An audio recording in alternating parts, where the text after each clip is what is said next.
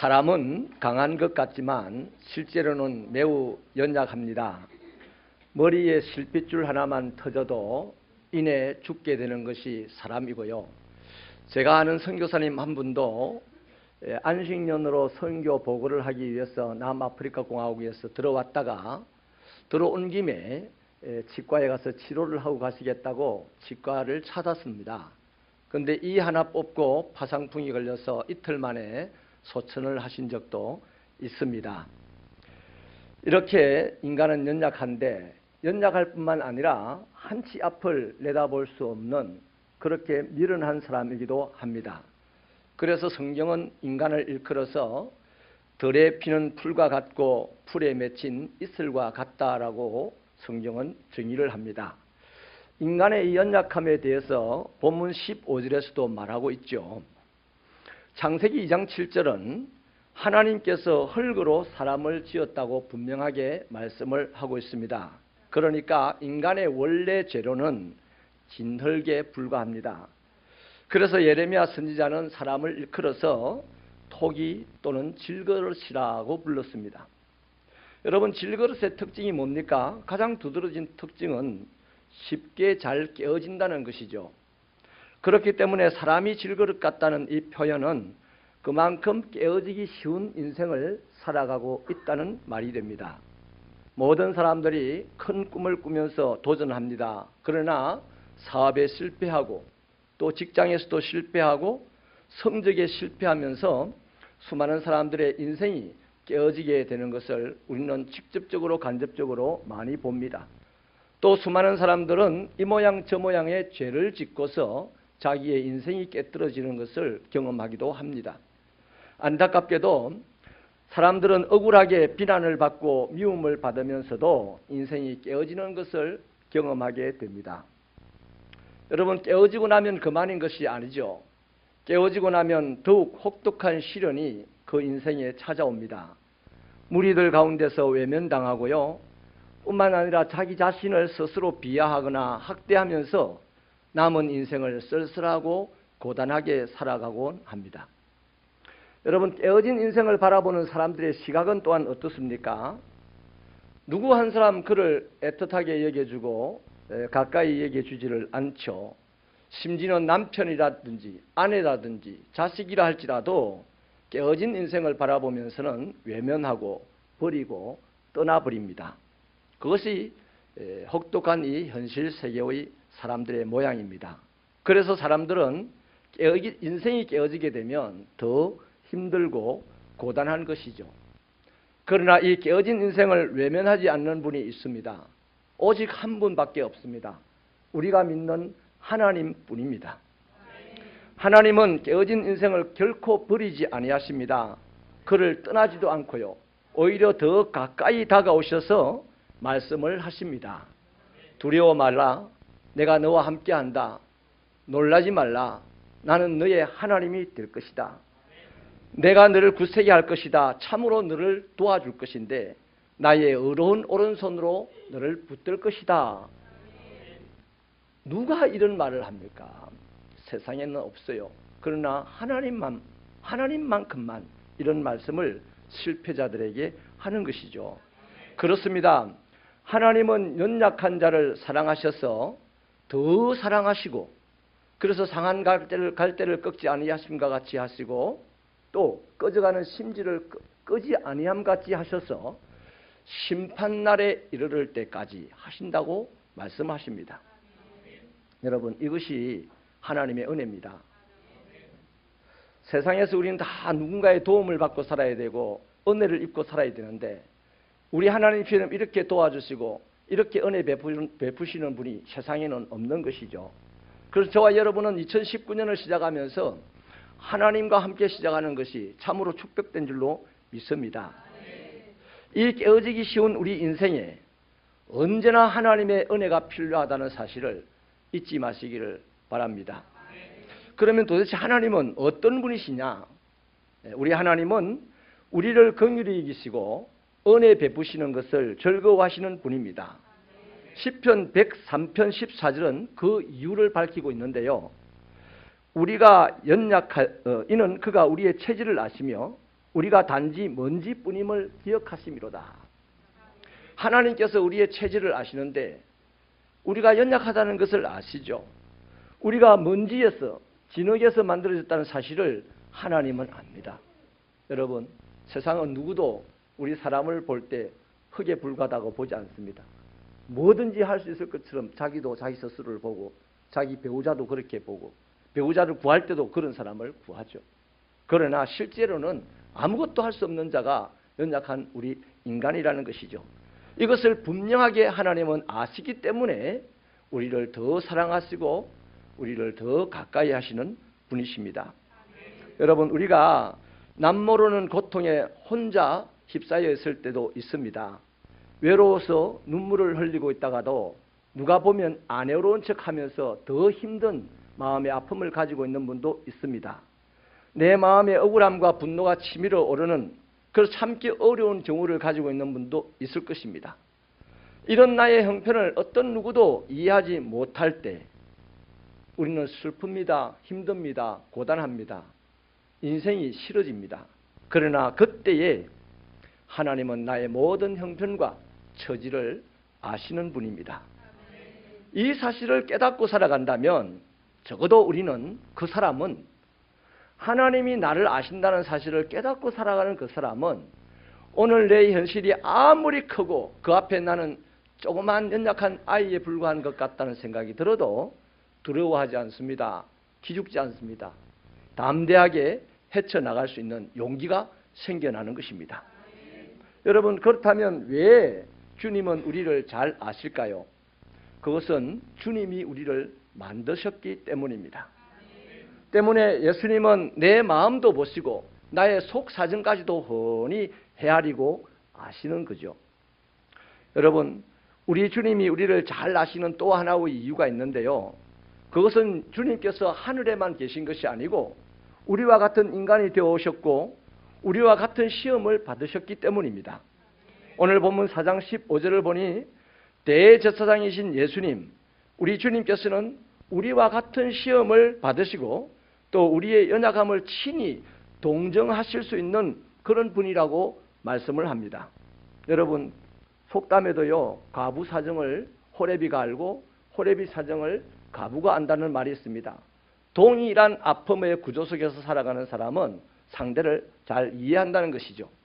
하나님이 인간이 되셔가지고 우리와 함께 하시고 우리 인생의 쓰고 단 맛을 다 동일하게 맛보셨기 때문에 우리의 속 깊이를 아신다는 겁니다. 다시 말하면 정리를 하면 그렇습니다. 하나님이 연약한 나, 고달픈 나를 아시는 이유는 나를 만드셨기 때문이고 또 한 가지, 나와 똑같이 고달픈 세상 가운데서 체험하고 사셨기 때문이라는 거죠. 예수님은 가난한 목수의 아들로 태어났습니다. 그래서 가난한 사람들의 입장이 어떠한지를 잘 알고 계십니다. 또 예수님은 아버지가 일찍 돌아가셨기 때문에 홀어머니를 모시고 살아야 했었습니다. 그러니까 부모 없이 어렵게 살아가는 사람들의 아픔도 누구보다 잘 아시는 거죠. 예수님은 먹을 것이 없어서 무화과 나무 밑에서 먹을 것을 찾기도 하셨습니다. 그러므로 배고픈 사람의 고달픔도 아시는 분입니다. 또 예수님은 머리에 둘 곳이 없었어. 여우도 굴이 있고 새도 자기 처소가 있는데 인자는 머리 둘 곳이 없다. 다시 말하면 자기는 거처할 곳이 없는 그런 분이라는 것을 표현하셨기 때문에 오늘 이 땅에서 갈 곳이 없어서 헤매는 사람들의 그 아픈 마음도 충분히 이해하고 계신 것이죠. 거기다가 예수님은 자기의 가장 사랑하는 제자 베드로도 또 가룟 유다도 자기를 배신하는 것을 경험했기 때문에 이 땅을 살아가는 사람들이 믿었던 도끼에 발등 찍혔다고 억울해하고 가슴 아파하고 괴로워하는 사람들의 그 아픔도 예수님은 충분히 잘 알고 계신 분입니다. 그뿐이 아니죠. 예수님은 억울한 판결을 당하고 사형 선고를 받은 분입니다. 그렇기 때문에 이 시대를 살아가는 억울한 사람들의 그 아픔을 충분히 알고 계신 분이죠.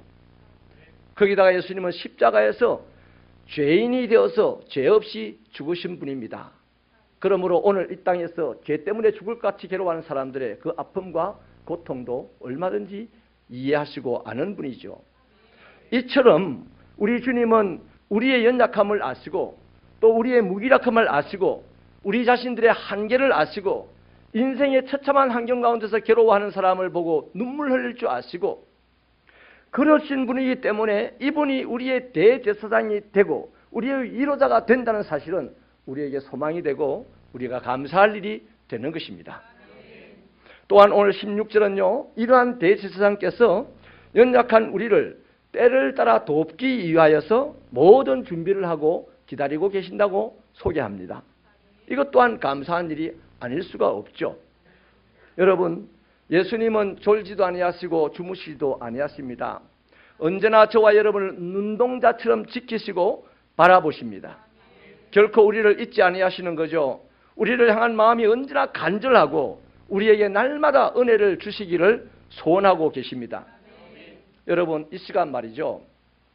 오늘 이 2019년을 벽대에 둔 이 시련의 상황 앞에서 내 앞에 있는 시련은 이렇게 큰데 나는 어린아이 같아서 아무것도 할 수 없어 라는 생각이 드는 분이 있습니까? 내 인생길이 가파른 언덕길 같고 또 자갈로 덮여있는 길 같아서 괴롭습니까? 심지어는 덤불 계곡으로 둘러쳐져서 내가 한 발도 앞으로 나갈 수 없을 것 같은 생각이 듭니까? 그러나 여러분, 걱정하지 마십시오. 우리 홀로 걸어가도록 하나님이 내버려 두지 않습니다. 하나님은 전능하신 분이고 사랑이 지극하신 분이고 우리를 아시는 분이기 때문에 그 힘과 능력과 사랑과 그 지혜로 우리를 무등 태우시고 걸어가시는 분이 하나님이십니다. 할렐루야. 야곱을 보십시오. 야곱은 그 이름 자체가 속이는 자입니다. 그래서 형과 아버지를 속이고 형의 장자 축복권을 가로챘습니다.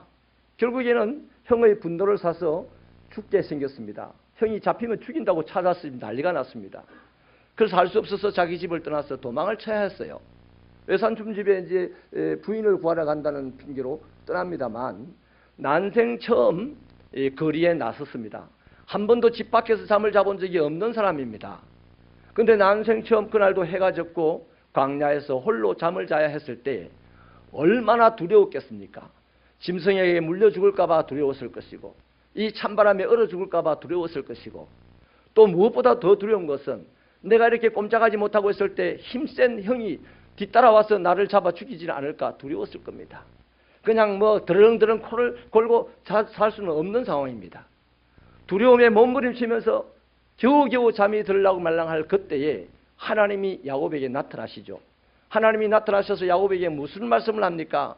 우리의 생각 같아서는 넌 맞아 죽어도 싸다라고 말하고 말이죠. 너는 너의 죄로 말미암아 죄값을 달게 받으라고 말씀을 하실 것 같은데 하나님은 결코 야곱에게 책임을 묻지 않았습니다.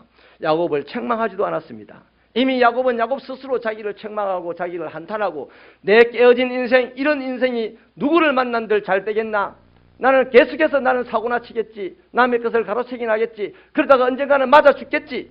이 깨어진 인생, 괴로운 인생, 그렇게 하나님은 그를 책망하지 아니하시고 야곱을 축복을 하시기를 창세기 28장 13절로 15절은 이렇게 축복을 합니다. 또 본적 여호와께서 그 위에 서서 이르시되 나는 여호와니 너의 조부 아브라함의 하나님이요 이삭의 하나님이라. 내가 누워있는 땅을 내가 너와 내 자손에게 주리니 내 자손이 땅의 티끌같이 되어 내가 서쪽과 동쪽과 북쪽과 남쪽으로 퍼져나갈지며 땅의 모든 족속이 너와 내 자손으로 말미암아 복을 받으리라. 내가 너와 함께 있어 내가 어디로 가든지 너를 지키며 너를 이끌어 이 땅으로 돌아오게 할지라. 내가 내게 허락한 것을 다 이루기까지 너를 떠나지 아니하리라. 이렇게 말씀을 하십니다. 여러분, 이 말씀을 들은 야곱이 깨달은 것이 무엇이겠습니까? 여태까지는 우리 아버지의 집에만 하나님이 계신 줄 알았습니다.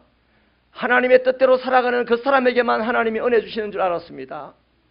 그런데 하나님을 전혀 경험하지 못했던 이 야곱이 죄지어서 도망가는 이 현장에서도 하나님이 자기에게 함께 계시고 자기를 축복하시고 은혜 주시는 하나님이라는 사실을 깨달았을 때 야곱이 찝찝했겠습니까? 기분 나빴겠습니까? 더 두려웠겠습니까? 아니요. 이제 드디어 살아갈 용기를 갖게 된 것이죠.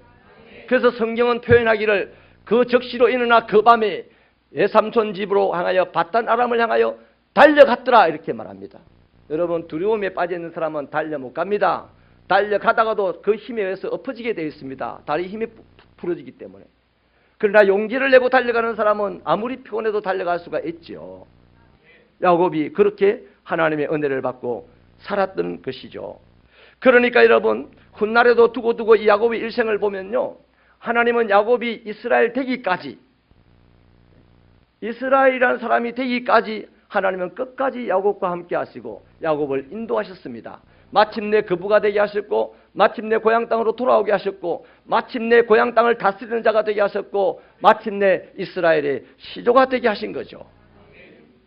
이러한 못난이도 하나님의 은혜를 받았습니다. 하나님께서는요, 당신의 이름을 위하여 하나님이 택하신 자를 반드시 바른 길로 인도하시는 분이죠. 여러분, 거듭 말하지만 이 시간 저와 여러분은 연약한 것이 사실입니다. 하지만 우리를 사랑하시는 하나님이 우리와 함께 하신다는 것도 사실입니다. 이 사실을 우리가 믿고 주님을 의지하게 된다면 저와 여러분 안에 연약해서 몰려왔던 근심과 걱정과 분노와 괴로움, 이 짜증나는 일들이 다 사라지게 될 줄로 믿습니다. 그리고는 곧 이어서 광명의 밝은 새 아침이 우리 앞에 펼쳐질 줄 믿습니다. 이것이 예수 믿는 자의 재미있는 삶이에요. 이것이 예수 믿는 자의 형통한 삶입니다. 이 앞에 힘든 일이 없다는 것이 아니에요. 힘든 일이 있어도 근심하지 않는 사람으로 변하게 되고, 괴로움과 시련의 일들이 닥쳐와도 예수를 믿는 그 믿음으로 그 시련 가운데서 견뎌내고 이겨내면서 한 걸음 한 걸음 나가게 되는 것이죠. 이것이 바로 형통이라는 것입니다. 이러한 사람의 인생길에는 수많은 기쁨이 솟아나게 되고 소망의 꽃이 피어나게 되고, 이것이 함께 어우러지면 그 사람의 삶의 자리자리마다 생명의 꽃들이 활짝활짝 피어나게 되는 것이죠. 여러분, 그렇기 때문에 이 힘들고 어려운 시대를 살아가는 사람들, 그 가운데서 더욱 연약한 우리가 할 수 있는 최고의 일이 무엇인지는 분명해졌습니다. 그것은 은혜의 보좌 앞에 담대히 나아가는 거예요. 다시 말하면 하나님의 은혜를 구하는 것입니다. 여러분, 이 세상에 우리가 받는 모든 은혜의 원천이 어디에 있습니까? 그것을 올라가면 하나님의 보좌 앞에 있습니다. 아멘이십니까? 요한계시록 22장에 보면요, 하나님과 어린 양의 보좌가 거기 있어요. 그런데 그 보좌에 자세히 보니 생명수의 강이 흘러나오고 있습니다. 그 강 좌우에는 나무들이, 생명의 나무들이 쫙 서 있는데 그 나무의 가지마다 12가지 과실이 맺혀 있어요. 하나님의 은혜를 받으면, 하나님의 생명의 힘을 받으면 내 인생에 오늘도 12가지 열매를 맺는 아름다운 역사가 일어난다는 것이죠. 여러분이요, 그 나무의 잎사귀는 만국을 소성시키게 된다 했습니다. 오늘 교회가 이런 교회가 되어야 돼요. 만국을 새롭게 만들고 병든 자를 치유하고 가난한 자를 부유하게 만들고 미련한 자를 지혜롭게 만드는 것이 오늘 교회가 해야 될 일입니다. 그래서 저희들은 연약한 교회이지만은 해외에 선교를 하며 복음이 없는 곳에 복음을 증가하는 일에 더욱 집중하면서 달려가는 것입니다. 사랑하는 여러분, 그렇기 때문에 하나님의 보좌는 생명의 보좌고 은혜의 보좌고 능력의 보좌고 치유의 보좌고 축복의 보좌고 응답의 보좌인 것입니다. 그러니 저와 여러분이 연약하다는 사실을 고백하고 막 가슴만 치면서 어두운 가운데서 괴로워하고 숨어 있을 것이 아니라 이제 이 하나님의 보좌 앞에 달려나가야죠. 하나님의 은혜를 구해야 되죠. 그래서 저희 교회 새벽교회는 2019년 은혜를 구하는 교회라는 표제를 달고 한 해 동안 신앙생활을 하려고 하는 것입니다. 원래요, 이 구약의 지성소는요, 하나님의 은혜의 보좌가 지성소 아니겠어요? 그 구약의 지성소는 1년에 딱 한 번, 그것도 대속죄일 날 정해놓은 그날에 정하여진 사람, 대제사장만 들어갔다가 나올 수가 있었습니다. 아무나 들어갔다가는 죽는 겁니다. 이처럼 하나님의 보좌는 거룩과 위엄과 심판의 보좌라서 죄 많고 허물 많은 사람들이, 다양한 사람들이 그 앞에는 감히 들어갈 수 없는 두려운 곳입니다. 그런데 우리 예수님이 이 세상에 오셔서 저와 여러분을 위하여 십자가에 피 흘리고 죽으실 때에 성소의, 지성소의 그 휘장이 위에서부터 아래로 찢어져 버렸습니다. 그날 이후로 거룩과 위엄과 심판의 보좌는 자비와 은혜와 축복과 위로와 생명의 보좌로 바뀌었습니다. 이제부터 은혜의 보좌는 우리가 1년에 어느 날 하루 정해서 가는 것이 아니에요. 이제는 제사장만 들어가는 것도 아니에요.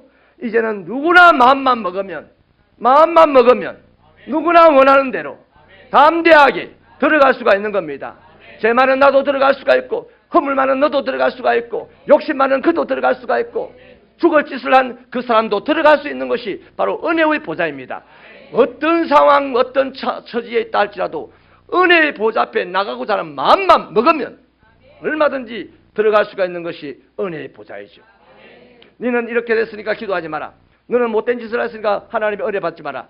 너는 나쁜 사람이니까 은혜 받지 마라. 이런 것이 예수님의 십자가 보혈로 말미암아 싹 다 사라지고 오늘 어떠한 상황 속에서 어떠한 잘못된 인생을 산다 할지라도 마음만 먹으면 예수 이름 붙잡고 쑥 들어갈 수 있는 것이 하나님의 은혜의 보좌요 하나님께 간구하는 장소라는 것입니다. 아멘이십니까? 여러분, 그래서 그날부터 은혜의 보좌에서요 은혜가 쏟아지기 시작하는 거죠. 기쁨이 쏟아지기 시작하고 축복이 쏟아지기 시작하고 문제 해결의 열쇠들이 막 쏟아지기 시작하고 응답의 막 축복들이 쏟아지기 시작하고 질병에 치유받은 은사자들이 막 쏟아지기 시작하는 거예요. 은혜를 구하러 들어가는 사람들이 있는 곳에. 그렇기 때문에 여러분, 우리는 예수 이름을 의지하고 은혜의 보좌 앞으로 담대하게 나가야 합니다. 이 말은 어떤 장애물도 무릅쓰고 주님께 나아가 기도해야 된다는 거죠. 그런데 목사의 눈에 이 시대 우리들의 모습이요 이게 아니에요. 고상하게 봉사도 잘합니다. 전도도 잘해요. 설교도 멋진 말로 잘해요. 못하는 게 없어요. 근데 은혜가 하나도 없어요. 은혜는 내가 만들어내는 것이 아니고 은혜는 네가 만들어내는 것도 아니고 은혜는 하나님만이 주는 겁니다. 하나님의 은혜를 구하지 않아도요 많은 지식과 능력과 재물로 봉사할 수 있어요. 하나님의 은혜를 구하지 않아도요 선교지에 가서 얼마든지 선교할 수 있어요. 하나님의 은혜를 구하지 않아도 화려한 화술로 설교할 수 있어요. 그러나 문제는 거기에 하나님의 은혜가 없다는 거예요. 그러나 아무리 미련한 사람이라 할지라도 아무리 죄 많은 사람이라 할지라도 아무리 보잘것없는 사람이라 할지라도 하나님의 은혜를 구하며 일하는 사람에게는 은혜가 나타나. 하나님의 은혜를 구하며 설교하는 사람에게는 은혜가 나타나고 하나님의 은혜를 구하며 봉사하는 사람의 그 삶의 자리에는 은혜가 나타나요. 그것이 바로 생명의 꽃입니다. 이 시대에 참 안타까운 것이 그게 없어요. 고상한 그리스도인은 많은데 은혜가 드러나는 그리스도인이 없어요. 능력을 행한답시고 막 간증도 많이 하고 다니는데 은혜가 나타나는 사람이 없어요. 이제는 그것이 전설처럼 또 우리들 속에 희화화되어 가지고 은혜 많이 받았습니다. 은혜 많이 받았거든 오래라. 은혜 많이 받았거든 변해라. 은혜 받았거든 주님께 헌신해라. 울지도 않고 변하지도 않고 헌신도 제대로 안 하면서 은혜 많이 받았다. 하나님께서 가슴 아파하는 일입니다. 사랑하는 여러분, 2019년 하나님에게 은혜 받는 한 해가 되기를 축원합니다. 은혜는 구해야 은혜를 받습니다. 은혜는 지어내는 게 아니에요. 만들어내는 게 아니에요. 은혜는 달라고 구해야 됩니다. 저는 우리 새벽교회에서 11년째 사역을 하면서요, 우리 새벽교회가 폭발적으로 딱 성장한 계기가 있었습니다. 1만 시간 기도탑 쌓기 운동을 할 때였습니다. 두 번에 거쳐서 1만 시간 기도탑 쌓기 운동을 했는데요, 바벨탑 NO, 기도탑 YES라는 슬로건을 가지고 기도회 했습니다. 그때는 응답받는 사람이 많았어요. 목사에게 자랑하는 사람이 많았어요. 얼굴에 그냥 기쁨이 있었고요, 담대함이 있었어요. 그런데 점점 은혜가 식어가는 것도 느껴집니다. 이 시대 풍조가 은혜가 식어가는 시대입니다. 뒤집어 말하면 하나님의 은혜를 구하지 않는 시대입니다. 프로그램으로 목회를 하려고 하고 온갖 세상적인 방법으로 사역을 하려고 하니 하나님의 은혜가 점점 식어가고 결국 이런 열심히 하는데 교회는 잘 안 되는 교회가 많아요. 우리 새벽교회는 어떠한 상황 속에서도 교회가 하나님의 뜻대로 잘 되는 교회가 되기를 주님의 이름으로 축원합니다. 그러려면 미련해도 괜찮아요. 좀 못 배워서도 괜찮아요. 좀 없어도 괜찮아. 좀 고상하지 않아도 괜찮아요. 은혜를 주세요. 그래서 2019년 기도 제목이 뭔지 압니까?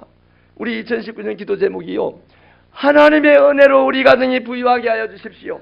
하나님의 은혜로 우리 가정이 평안하고 건강하게 해주십시오. 하나님의 은혜로 우리 직장과 사업자가 형통하게 하여 주십시오. 하나님의 은혜로 우리 교회가 성장하게 하여 주십시오. 우리 가정의 평안과 건강, 우리 직장의 사업체의 변성, 형통, 우리 교회의 성장, 하나님의 은혜 빼고는 하나도 소용없어요. 그러나 하나님의 은혜가 있으면 아무것도 없어도 가능할 줄로 믿으시면 아멘입니다. 성경에 그런 증거가 얼마나 많습니까? 12의 혈루증을 앓는 여인을 보십시오.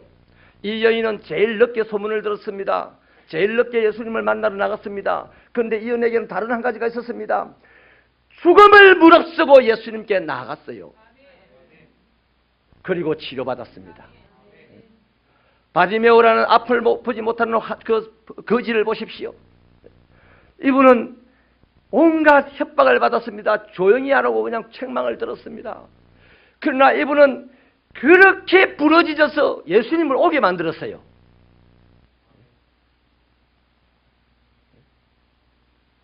이뿐입니까? 수로보니게 여인 보십시오. 딸이 미쳐버렸습니다. 딸 하나밖에 소망이 없는데 딸이 미쳐버렸어요. 그때 예수님이 그 동네에 왔다는 소식을 듣고 그 밤에 온갖 수치와 멸시를 무릅쓰고 예수님에게 나아가서 은혜를 구했습니다. 그리고 딸이 살아나게 되었습니다. 히스기야 왕을 보십시오. 누구보다도 지략이 뛰어난 사람입니다. 누구보다도 군사가 많은 사람입니다. 그런데 18만 5천 명이 예루살렘을 둘러싸고 굶겨 죽이겠다고 나오며 삐라를 던질 때에 한판 붙어보자고 싸울 수도 있습니다. 군비를 다시 모아서 병력을 모아서 싸우러 나갈 수 있습니다. 그런데 이 히스기야는 그 모든 자존심을 내려놓고 왕의 채통도 내려놓고 삐라 한 장 들고 성소에 달려가서 하나님에게 도와달라고 기도했더니 그날 밤에 하나님이 역사하셔서 18만 5천 명의 아수르 군대를 다 전멸시켜버렸습니다.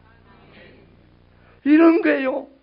성경에 보면요, 은혜 구하고 다 잘 되었지 이런저런 방법 가지고 잘 된 사람이 하나도 없어요. 여러분, 지금 이 시간 우리 사방에 모든 문제들이 널려 있습니다. 수많은 문제들이 개인적으로, 사회적으로, 국가적으로 문제들이 널브러져 있습니다. 이것 때문에 고민하십니까? 상황이 전혀 풀려지지 않을 것 같아서 개인적으로 근심하는 분이 있습니까?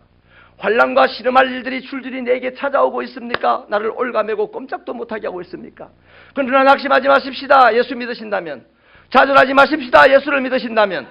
예수 그리스도를 힘입고 담대하게 은혜의 보좌 앞에 나아가 주님 은혜를 베푸셔서 내 이 문제에서 건져주세요. 주님 은혜를 베푸셔서 나를 질병 가운데서 고쳐주세요. 주님 은혜를 베푸셔서 우리 집이 좀 부유하게 살게 해주세요. 그냥 주여 우리가 부유하게 살게 해주세요 하지 말고 이제는 은혜를 베푸셨어. 이 은혜에 목말라 하는 저와 여러분 되십시다. 시편 50편 15절은 환난 날에 나를 부르라 내가 너를 건지리니 네가 나를 영화롭게 할 것이다 라고 말씀하지 않았습니까?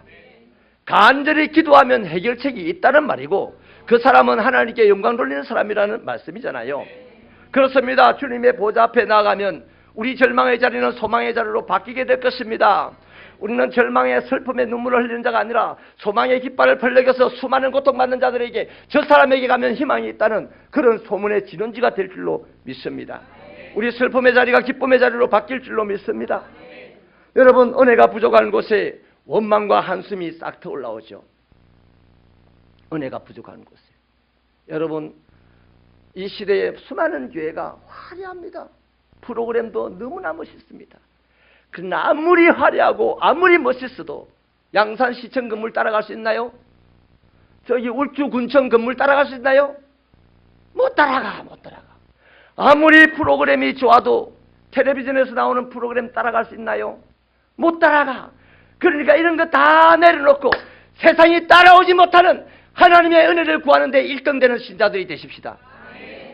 그러면 우리는 세상을 이기고 세상을 차지하고 세상을 다스리고 이 세상 모든 사람들이 헤매지 않도록 하나님께로 인도하는 능력의 종이 될 줄로 믿습니다. 이제부터 은혜의 보좌 앞에 나가 기도하는 자가 되어서 저와 여러분의 삶의 자리가 기쁨이 넘치는 자리, 응답이 넘치는 자리, 은혜가 넘치는 자리, 행복이 넘쳐나는 그런 자리를 만드는 2019년이 되십시다. 기도하십시오.